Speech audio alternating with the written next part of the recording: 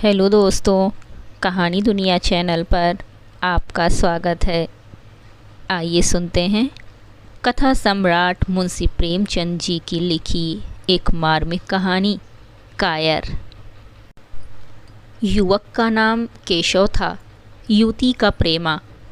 दोनों एक ही कॉलेज के और एक ही क्लास के विद्यार्थी थे। केशव नए विचारों का युवक था, जात पात के बंधनों का विरोधी। प्रेमा पुराने संस्कारों की कायल थी, पुरानी मर्यादाओं और प्रथाओं में पूरा विश्वास रखने वाली। लेकिन फिर भी दोनों में गाढ़ा प्रेम हो गया था और ये बात सारे कॉलेज में मशहूर थी। केशव ब्राह्मण होकर भी वैश्य कन्या प्रेमा से विवाह करके अपना जीवन सार्थक करना चाहता था। उसे अपने माता पिता की परवाह न थी। कुल मर्यादा का विचार भी उसे स्वांग सा लगता था। उसके लिए सत्य कोई वस्तु थी तो प्रेम थी, किंतु प्रेमा के लिए माता पिता और कुल परिवार के आदेश के विरुद्ध एक कदम बढ़ाना भी असंभव था। संध्या का समय है। विक्टोरिया पार्क के एक निर्जन स्थान में दोनों आमने सामने हरियाली पर बैठे हुए हैं। सैर करने वाले एक एक करके विदा हो गए, किंतु ये दोनों अभी वहीं बैठे हुए हैं। उनमें एक ऐसा प्रसंग छिड़ा हुआ है जो किसी तरह समाप्त नहीं होता। केशव ने झुंझलाकर कहा, इसका ये अर्थ है कि तुम्हें मेरी परवाह नहीं है। प्रेमा ने उसको शांत करने की चेष्टा करके कहा, तुम मेरे साथ अन्याय कर रहे हो केशव, लेकिन मैं इस विषय को माता पिता के सामने कैसे छेड़ूं, ये मेरी समझ में नहीं आता। वे लोग पुरानी रूढ़ियों के भक्त हैं।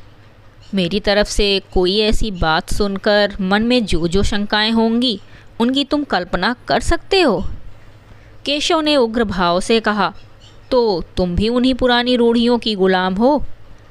प्रेमा ने अपनी बड़ी बड़ी आंखों में मृदु स्नेह भरकर कहा, नहीं, मैं उनकी गुलाम नहीं हूँ, लेकिन माता पिता की इच्छा मेरे लिए और सब चीज़ों से अधिक मान्य है। तुम्हारा व्यक्तित्व कुछ नहीं है, ऐसा ही समझ लो। मैं तो समझता था कि ये ढकोसले मूर्खों के लिए ही हैं, लेकिन अब मालूम हुआ कि तुम जैसी विदुषियाँ भी उनकी पूजा करती हैं। जब मैं तुम्हारे लिए संसार को छोड़ने को तैयार हूँ तो तुमसे भी यही आशा करता हूँ। प्रेमा ने मन में सोचा, मेरा अपनी देह पर क्या अधिकार है। जिन माता पिता ने अपने रक्त से मेरी सृष्टि की है और अपने स्नेह से उसे पाला है, उनकी मर्जी के खिलाफ कोई काम करने का उसे कोई हक नहीं। उसने दीनता के साथ केशव से कहा, क्या प्रेम स्त्री और पुरुष के रूप ही में रह सकता है, मैत्री के रूप में नहीं? मैं तो आत्मा का बंधन समझती हूँ। केशव ने कठोर भाव से कहा, इन दार्शनिक विचारों से तुम मुझे पागल कर दोगी प्रेमा। बस इतना ही समझ लो, मैं निराश होकर जिंदा नहीं रह सकता।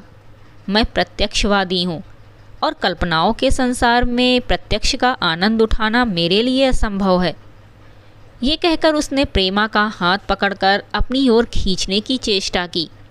प्रेमा ने झटके से हाथ छुड़ा लिया और बोली, नहीं केशव, मैं कह चुकी हूँ कि मैं स्वतंत्र नहीं हूँ। तुम मुझसे वो चीज़ ना मांगो जिस पर मेरा कोई अधिकार नहीं है। केशव को अगर प्रेमा ने कठोर शब्द कहे होते तो भी उसे इतना दुख ना हुआ होता। एक क्षण तक वो मन मारे बैठा रहा, फिर उठकर निराशा भरे स्वर में बोला, जैसी तुम्हारी इच्छा। आहिस्ता आहिस्ता कदम सा उठाता हुआ वहाँ से चला गया। प्रेमा अब भी वहीं बैठी आंसू बहाती रही। रात को भोजन करके प्रेमा जब अपनी माँ के साथ लेटी तो उसकी आंखों में नींद ना थी। केशव ने उसे एक ऐसी बात कह दी थी जो चंचल पानी में पड़ने वाली छाया की तरह उसके दिल पर छाई हुई थी। प्रतिक्षण उसका रूप बदलता था। वो उसे स्थिर न कर सकती थी।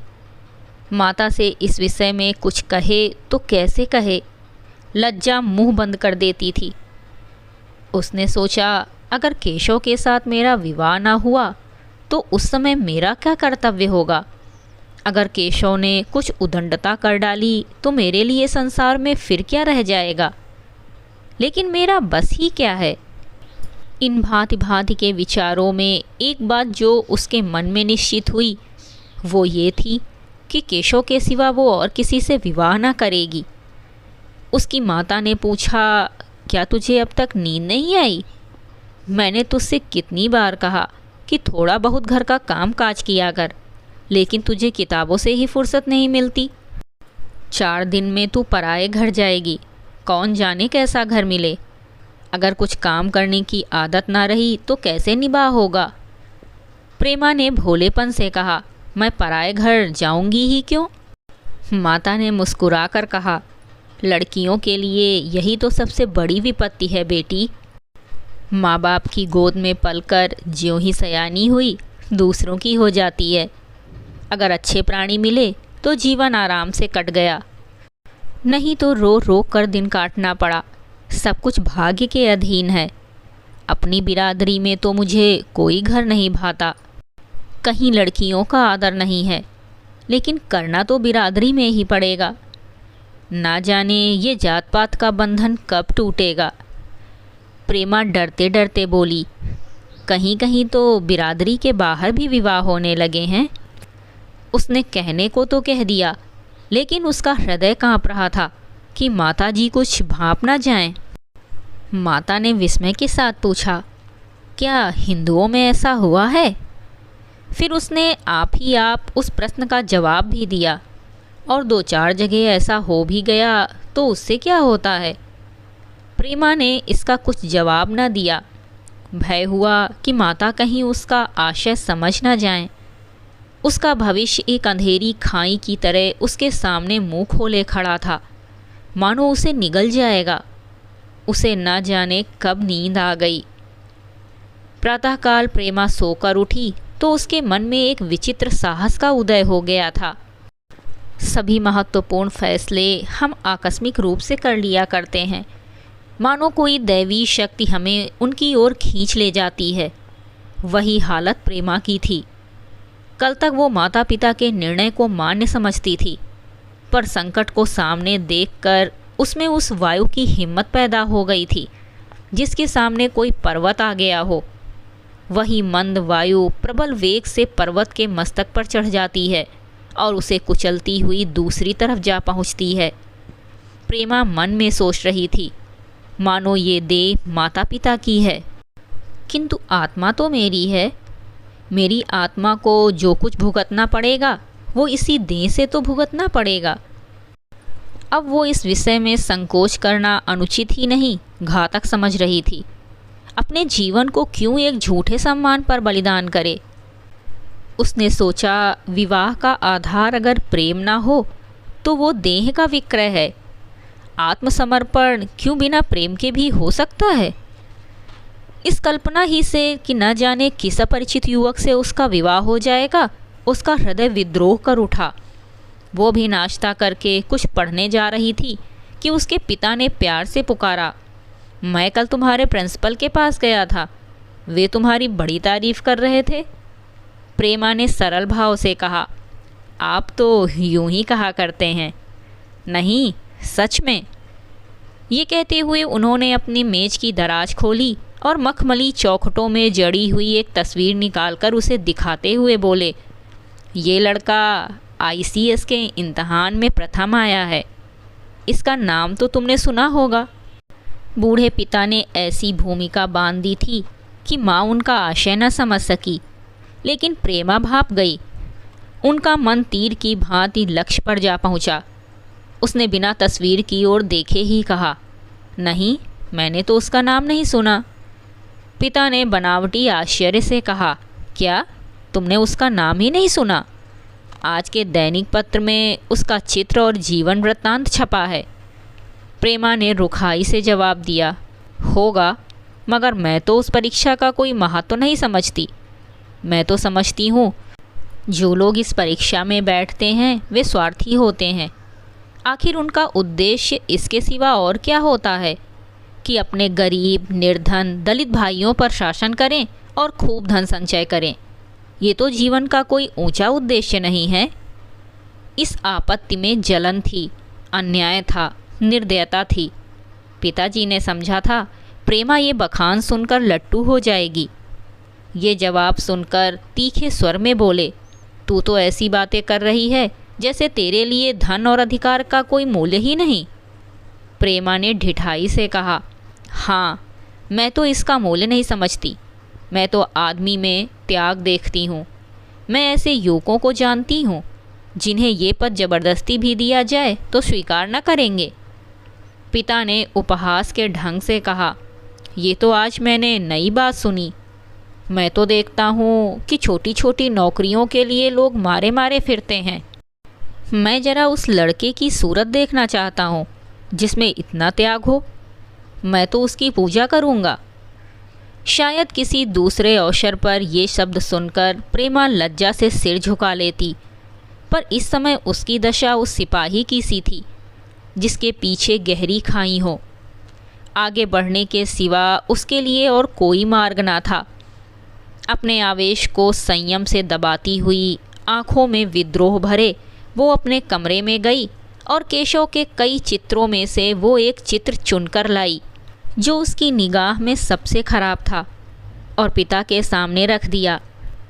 बूढ़े पिताजी ने चित्र को उपेक्षा के भाव से देखना चाहा, लेकिन पहली ही दृष्टि में उसने उन्हें आकर्षित कर लिया। ऊंचा कद था और दुर्बल होने पर भी उसका गठन स्वास्थ्य और संयम का परिचय दे रहा था। मुख पर प्रतिभा का तेज न था, पर विचारशीलता का कुछ ऐसा प्रतिबिंब था जो उसके मन में विश्वास पैदा करता था। उन्होंने उस चित्र की ओर देखते हुए पूछा, ये किसका चित्र है? प्रेमा ने संकोच से सिर झुकाकर कहा, ये मेरे ही क्लास में पढ़ते हैं। अपनी ही बिरादरी का है? प्रेमा की मुख मुद्रा धूमिल हो गई। इसी प्रश्न के उत्तर पर उसकी किस्मत का फैसला हो जाएगा। उसके मन में पछतावा हुआ कि व्यर्थ में इस चित्र को यहाँ लाई। उसमें एक क्षण के लिए जो दृढ़ता आई थी वो इस पैने प्रश्न के सामने कातर हो उठी। दबी हुई आवाज़ में बोली, जी नहीं, वो ब्राह्मण हैं। और ये कहने के साथ ही क्षुब्ध होकर कमरे से निकल गई, मानो यहाँ की वायु में उसका गला घुटा जा रहा हो, और दीवार की आड़ में होकर रोने लगी। लाला जी को तो पहले ऐसा क्रोध आया कि प्रेमा को बुलाकर साफ साफ कह दें कि ये असंभव है। वे उसी गुस्से में दरवाजे तक आए, लेकिन प्रेमा को रोते देखकर नम्र हो गए। इस युवक के प्रति प्रेमा के मन में क्या भाव थे ये उनसे छिपा ना रहा। वे स्त्री शिक्षा के पूरे समर्थक थे, लेकिन इसके साथ ही कुल मर्यादा की रक्षा भी करना चाहते थे। अपनी ही जाति के सुयोग्य वर के लिए अपना सर्वस्व अर्पण कर सकते थे, लेकिन उस क्षेत्र के बाहर कुलीन से कुलीन और योग्य से योग्य वर की कल्पना भी उनके लिए असहाय थी। इससे बड़ा अपमान वे सोच ही ना सकते थे। उन्होंने कठोर स्वर में कहा, आज से कॉलेज जाना बंद करो। अगर शिक्षा कुल मर्यादा को डुबोना ही सिखाती है तो कुशिक्षा है। प्रेमा ने कातर कंठ से कहा, परीक्षा तो समीप आ गई है। लाला जी ने दृढ़ता से कहा, आने दो, और फिर अपने कमरे में जाकर विचारों में डूब गए। 6 महीने गुजर गए। लाला जी ने घर में आकर पत्नी को एकांत में बुलाया और बोले, जहाँ तक मुझे मालूम है केशव बहुत ही सुशील और प्रतिभाशाली युवक है। मैं तो समझता हूँ प्रेमा इस शोक में घुल घुल कर प्राण दे देगी। तुमने भी समझाया, मैंने भी समझाया, दूसरों ने भी समझाया, पर उस पर कोई असर ही नहीं होता। ऐसी दशा में हमारे लिए और क्या उपाय है? उनकी पत्नी ने चिंतित भाव से कहा, कर तो दोगे, लेकिन रहोगे कहाँ? न जाने कहाँ से ये कुलक्षणी मेरी कोख में आई। लाला जी ने भवें सिकोड़ कर तिरस्कार के साथ कहा, ये तो 1000 दफ़ा सुन चुका, लेकिन कुल मर्यादा के नाम को कहाँ तक रोएं? चिड़िया का पर खोलकर ये आशा करना कि वो तुम्हारे आंगन में ही फुदकती रहेगी भ्रम है। मैंने इस पर ठंडे दिल से विचार किया है और इस नतीजे पर पहुंचा हूँ कि हमें इस आपद धर्म को स्वीकार कर लेना चाहिए। कुल मर्यादा के नाम पर मैं प्रेमा की हत्या नहीं कर सकता।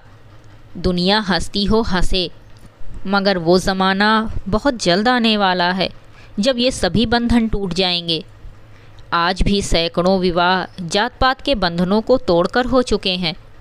अगर विवाह का उद्देश्य स्त्री और पुरुष का सुखमय जीवन है तो हम प्रेमा की उपेक्षा नहीं कर सकते हैं। वृद्धा ने क्षुब्ध होकर कहा, जब तुम्हारी यही इच्छा है तो मुझसे क्या पूछते हैं? लेकिन मैं कह देती हूँ कि मैं इस विवाह के नज़दीक ना जाऊँगी, ना कभी इस छोकरी का मुंह देखूँगी। समझ लूँगी जैसे और सब लड़के मर गए वैसे ये भी मर गई। तो फिर आखिर तुम क्या करने को कहती हो? क्यों नहीं उस लड़के से विवाह कर देते? उसमें क्या बुराई है? वो 2 साल में सिविल सर्विस पास करके आ जाएगा। केशव के पास क्या रखा है? बहुत होगा किसी दफ्तर में क्लर्क हो जाएगा। और अगर प्रेमा प्राण हत्या कर ले तो कर ले। तुम तो उसे और सह देते हो। जब उसे हमारी परवाह नहीं है तो हम उसके लिए अपने नाम को क्यों कलंकित करें? प्राण हत्या करना कोई खेल नहीं है, ये सब धमकी है। मन घोड़ा है, जब तक उसे लगाम ना दो तो वो मन पर हाथ भी ना रखने देगा। जब उसके मन का ये हाल है तो कौन कहे केशव के साथ ही जिंदगी भर निभाह करेगी। जिस तरह आज उससे प्रेम है उसी तरह कल दूसरे से हो सकता है। तो क्या पत्ते पर अपना मांस बिकवाना चाहते हो? लाला जी ने स्त्री को प्रश्न सूचक दृष्टि से देखकर कहा, और अगर वो कल खुद जाकर केशव से विवाह कर ले तो तुम क्या कर लोगी? फिर तुम्हारी कितनी इज्जत रह जाएगी?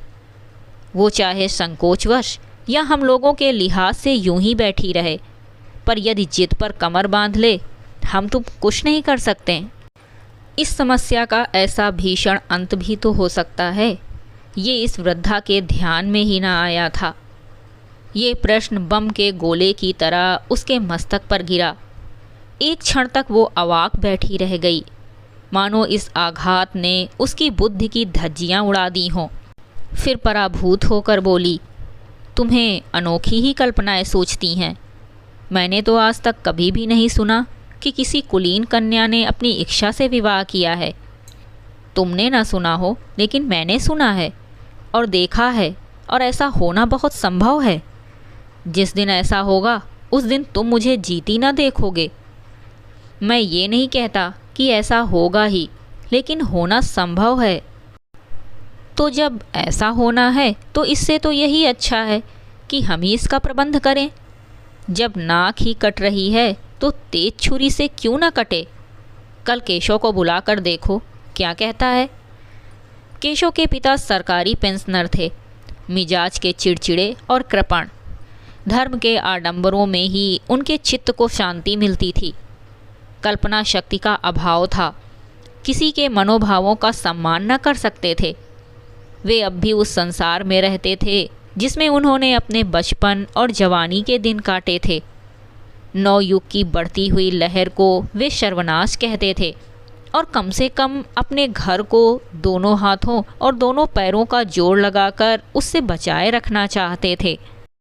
इसीलिए जब एक दिन प्रेमा के पिता उसके पास पहुँचे और केशव से प्रेमा के विवाह का प्रस्ताव किया तो बूढ़े पंडित जी अपने आप में न रह सके।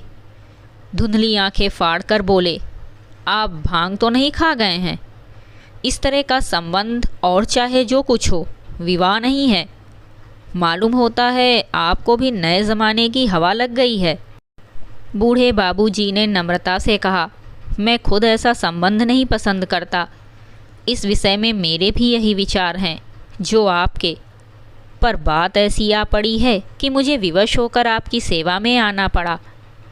आजकल के लड़के और लड़कियां कितने स्वेच्छाचारी हो गए हैं, ये तो आप जानते ही हैं। हम बूढ़े लोगों के लिए अब अपने सिद्धांतों की रक्षा करना कठिन हो गया है। मुझे भय है कि कहीं ये दोनों निराश होकर अपनी जान पर ना खेल जाएं। बूढ़े पंडित जी जमीन पर पांव पटकते हुए गरज उठे, आप क्या कहते हैं साहब? आपको शर्म नहीं आती? हम ब्राह्मण हैं, और ब्राह्मणों में भी कुलीन। ब्राह्मण कितने ही पतित क्यों न हो गए हों, इतने मर्यादा शून्य नहीं हुए हैं कि बनिए बक्कालों की लड़की से विवाह करते फिरें। जिस दिन कुलीन ब्राह्मणों में लड़कियां न रहेंगी उस दिन ये समस्या उपस्थित हो सकती है। मैं कहता हूँ, आपको मुझसे ये बात कहने का साहस कैसे हुआ? बूढ़े बाबूजी जितना ही दबते थे उतना ही पंडित जी बिगड़ते थे। यहाँ तक कि लाला जी अपना अपमान ज़्यादा ना सह सके और अपनी तकदीर को कोसते हुए चले गए। उसी वक्त केशव कॉलेज से आया। पंडित जी ने तुरंत उसे बुलाकर कठोर कंठ से कहा, मैंने सुना है तुमने किसी बनिए की लड़की से अपना विवाह कर लिया है। ये खबर कहाँ तक सही है? केशव ने अनजान बनकर कहा, आपसे किसने कहा? किसी ने कहा। मैं पूछता हूँ, ये बात ठीक है या नहीं? अगर ठीक है और तुमने अपनी मर्यादा को डुबाना निश्चित कर लिया है तो तुम्हारे लिए हमारे घर में कोई स्थान नहीं।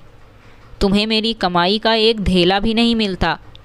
मेरे पास जो कुछ है वो मेरी अपनी कमाई है। मुझे अख्तियार है कि मैं उसे जिसे चाहूँ दे दूँ। तुम ये अनीति करके मेरे घर में कदम नहीं रख सकते। केशव पिता के स्वभाव से परिचित था। प्रेमा से उसे प्रेम था। वो गुप्त रूप से प्रेमा से विवाह कर लेना चाहता था। बाप हमेशा तो बैठे न रहेंगे। माता के स्नेह पर उसे विश्वास था। उस प्रेम की तरंग में वो सारे कष्टों को झेलने के लिए तैयार मालूम होता था। लेकिन जैसे कोई कायर सिपाही बंदूक के सामने जाकर हिम्मत खो बैठता है और कदम पीछे हटा लेता है, वही दशा केशव की हुई। वो साधारण युवकों की तरह सिद्धांतों के लिए बड़े बड़े तर्क कर सकता था। ज़बान में उनमें अपनी भक्ति की दुहाई दे सकता था, लेकिन इसके लिए यातनाएं झेलने की सामर्थ्य उसमें ना थी। अगर वो अपनी ज़िद पर अड़ा और पिता ने भी अपनी टेक रखी तो उसका कहाँ ठिकाना लगेगा? उसका जीवन ही नष्ट हो जाएगा। उसने दबी ज़बान से कहा, जिसने आपसे ये कहा है बिल्कुल झूठ कहा है। पंडित जी ने तीव्र नेत्रों से देखकर कहा, तो ये खबर बिल्कुल गलत है? जी हाँ, बिल्कुल गलत। तो तुम आज ही इसी वक्त उस बनिए को खत लिख दो और याद रखो कि अगर इस तरह की चर्चा फिर कभी उठी तो तुम्हारा सबसे बड़ा शत्रु होऊंगा। बस जाओ। केशव और कुछ कह ना सका। वो यहाँ से चला तो ऐसा मालूम होता था कि पैरों में दम नहीं है। दूसरे दिन प्रेमा ने केशव के नाम ये पत्र लिखा। प्रिय केशव, तुम्हारे पूज्य पिताजी ने लाला जी के साथ जो अशिष्ट और अपमानजनक व्यवहार किया है उसका हाल सुनकर मेरे मन में बड़ी शंका उत्पन्न हो रही है। शायद उन्होंने तुम्हें भी डांट फटकार बताई होगी। ऐसी दशा में मैं तुम्हारा निश्चय सुनने के लिए विकल हो रही हूँ। तुम्हारे साथ हर तरह का कष्ट झेलने को तैयार हूँ। मुझे तुम्हारे पिताजी की संपत्ति का मोह नहीं है। मैं तो केवल तुम्हारा प्रेम चाहती हूँ और उसी में प्रसन्न हूँ। आज शाम को यहीं आकर भोजन करो। दादा और माँ दोनों तुमसे मिलने के लिए बहुत इच्छुक हैं। मैं ये स्वप्न देखने में मग्न हूँ। जब हम दोनों उस सूत्र में बंध जाएंगे जो टूटना नहीं जानता, जो बड़ी से बड़ी आपत्ति में भी अटूट रहता है। तुम्हारी प्रेमा। संध्या हो गई और इस पत्र का कोई जवाब ना आया। उसकी माता बार बार पूछती थी, केशव आए नहीं? बूढ़े लाला भी द्वार की ओर आंख लगाए बैठे थे। यहाँ तक कि रात के 9 बज गए, पर ना तो केशव ही आए और ना ही उनका पत्र। प्रेमा के मन में भांति भांति के संकल्प विकल्प उठ रहे थे। कदाचित उन्हें पत्र लिखने का अवकाश ना मिला होगा, या आज आने की फुर्सत ना मिली होगी। कल अवश्य आ जाएंगे। केशव ने पहले उसके पास जो प्रेम पत्र लिखे थे उन सबको उसने फिर पढ़ा। उनके एक एक शब्द से कितना अनुराग टपक रहा था। उनमें कितना कंपन था, कितनी विकलता, कितनी तीव्र आकांक्षा। फिर उसे केशव के वे वाक्य याद आए जो उसने सैकड़ों ही बार कहे थे। कितनी बार वो उसके सामने रोया था। इतने प्रमाणों के होते हुए निराशा के लिए कहाँ स्थान था। मगर फिर भी सारी रात उसका मन जैसे सूली पर टंगा रहा। प्रातःकाल केशव का जवाब आया। प्रेमा ने कांपते हुए हाथों से पत्र लेकर पढ़ा। पत्र हाथ से गिर गया। ऐसा जान पड़ा मानो उसकी देह का रक्त स्थिर हो गया हो। लिखा था, मैं बड़े संकट में हूँ कि तुम्हें क्या जवाब दूँ। मैंने इधर इस समस्या पर खूब ठंडे दिल से विचार किया है। और इस नतीजे पर पहुंचा हूँ कि वर्तमान दशाओं में मेरे लिए पिता की आज्ञा की उपेक्षा करना दुस्सह है। मुझे कायर न समझना, मैं स्वार्थी भी नहीं हूँ, लेकिन मेरे सामने जो बाधाएं हैं उन पर विजय पाने की शक्ति मुझ में नहीं है। पुरानी बातों को भूल जाओ, उस समय मैंने इन बाधाओं की कल्पना न की थी। प्रेमा ने एक लंबी गहरी जलती हुई सांस खींची और उस खत को फाड़कर फेंक दिया। उसकी आंखों से अश्रुधारा बहने लगी। जिस केशव को उसने अपने अंतःकरण से वर लिया था वो इतना निष्ठुर हो जाएगा, इसकी उसको रत्ती भर भी आशा न थी। ऐसा मालूम पड़ा मानो अब तक वो कोई सुनहरा स्वप्न देख रही थी, पर आँख खुलने पर वो सब कुछ अदृश्य हो गया। जीवन में जब आशा ही लुप्त हो गई तो अब अंधकार के सिवा और क्या रहा। अपने हृदय की सारी संपत्ति लगाकर उसने एक नाव लदवाई थी। वो नाव जलमग्न हो गई। अब दूसरी नाव कौन वहाँ से लदवाए? अगर वो नाव टूटी है तो उसके साथ वो भी डूब जाएगी। माता ने पूछा, क्या केशव का पत्र है? प्रेमा ने भूमि की ओर ताकते हुए कहा, हाँ, उनकी तबीयत अच्छी नहीं है। इसके सिवा वो और क्या कहे। केशव की निष्ठुरता और बेवफाई का समाचार कहकर लज्जित होने का साहस उसमें न था। दिन भर वो घर के काम धंधों में लगी रही, मानो उसे कोई चिंता ही नहीं है। रात को उसने सबको भोजन कराया, खुद भी भोजन किया और बड़ी देर हारमोनियम पर गाती रही। मगर सवेरा हुआ तो उसके कमरे में उसकी लाश पड़ी हुई थी। प्रभात की सुनहरी किरणें उसके पीले मुख को जीवन की आभा प्रदान कर रही थीं। ये थी मुंशी प्रेमचंद जी द्वारा लिखी कहानी कायर। कहानी सुनने के लिए धन्यवाद।